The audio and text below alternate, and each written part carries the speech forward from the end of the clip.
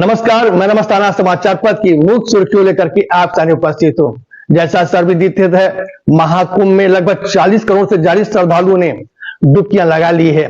वहीं कल प्रधानमंत्री ने भी अपनी उपस्थिति दर्ज की। कल वो गेरुआ वस्त्र धारण किए हुए थे, हाथों में रुद्राक्ष था, गले में रुद्राक्ष की माला था।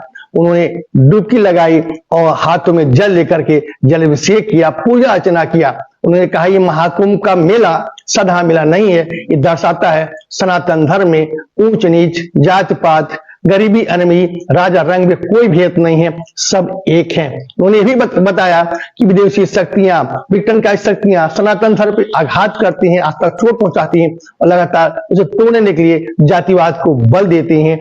ये गलत है। कल दिल्ली में विधानसभा चुनाव संपन्न हुआ।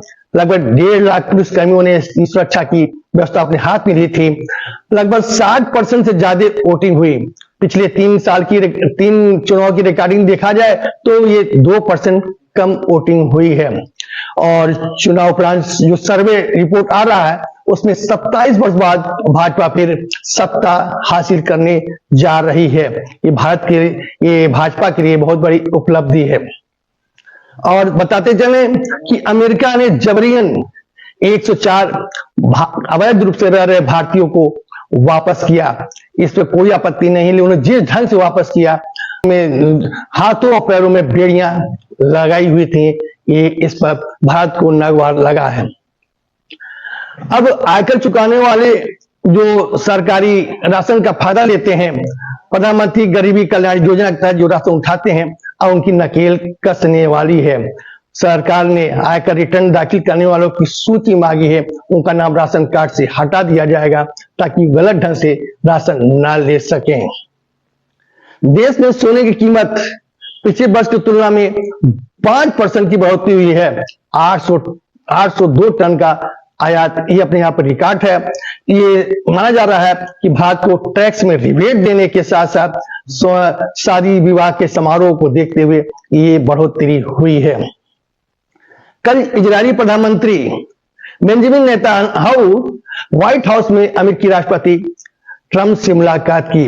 ट्रंप ने उन्हें भरोसा दिलाया कि गाजा पट्टी से फिलिस्तीनियों को हटाया जाएगा और उन्हें और कहीं बसाया जाएगा। उसके गाजा पट्टी का विकास का जिम्मा अमेरिका स्वयं लेकर के उसे डेवलप करेगा। इजरायली प्रधानमंत्री ने उसकी सहमति भी दी।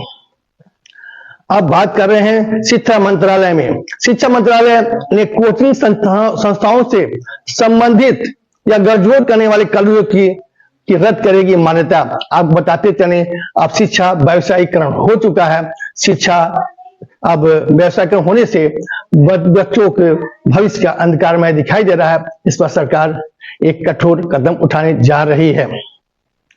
अब बताते चले उत्तर प्रदेश के समाचार। उत्तर प्रदेश 2025-26 के लिए लाटरी से आवंटित करेगी शराब के ठेके। अभी तक जो आवंटित किए थे उन्हीं के रिन्यूअल होता रहता था, अब ऐसा नहीं है। कैबिनेट ने मंजूरी दे दी है, इससे सरकारी आय बढ़ेगी। मिल्कीपुर उपचुनाव में कल थोड़ा सा धक्का मुक्की और कुछ अवरोधों के बाद चुनाव संपन्न हुआ। मुख्य चुनाव सपा और भाजपा के बीच में दिखाई दी। सपा ने 104 कंप्लेन किया और सपा के प्रमुख अखिलेश यादव ने कहा कि भाजपा ने खुलकर वोटिंग की लूट की है।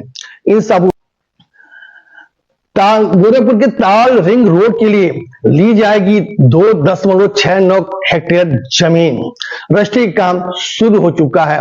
प्रति हेक्टेयर सरकार ने 3.5 करोड़ लागत तय की है। सजना के गैंगस्टर की आरोपित किन्नर की जब्त हुई 25 लाख की संपत्ति।